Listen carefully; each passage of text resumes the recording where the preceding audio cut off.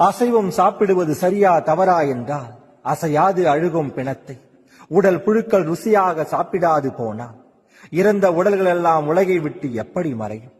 உலகம் முழுவதுமே பிண குவியலாகத்தான் தெரியும். அதனால் அசைவம் சாப்பிடுவது தவறென்று வெறும் வாய் வார்த்தையாக சொல்லிவிட முடியாது. முன்பு இறந்த பிணத்தை பின்பு இறக்கப் போகும் பிணங்கள் தான் சாப்பிட வேண்டும் என்பதே இயற்கையின் நியதி. அப்படித்தான் இறந்த உடல்களை எல்லாம் தாவரங்கள் உண்டு வளர்கின்றது என்றால் அந்த தாவரங்களை உண்டு வாழ்பவரெல்லாம் உலகில் எப்படி அசைவம் இல்லாது வெறும் சைவர்களாக மாற முடியும் என்று யோசித்து பாருங்கள். உடலை விட்டு உயிரை துன்புறுத்தி பிரிப்பது நிச்சயம் குற்றம் என்று சொன்னால் காலம் யாரையும் கொல்லாமல் விட்டுவிடப் போவதில்லை என்ற போது உயிர் பிரிந்த உடலை யாரும் உண்ணாது உலகில் விட்டு வைப்பது மட்டும் எப்படி சரியாகும்? சற்று சிந்தித்து பாருங்கள். புண் என்று தெரியாமல் புழு தின்னும் பிணத்தை உன் உணவென்று மனிதன் சமைத்து சாப்பிடுகின்றான் என்றால் எதை சாப்பிட வேண்டும் எதை சாப்பிடக்கூடாது என்பது இயற்கை காட்டும் உணவுச் சங்கிலியில் இல்லை.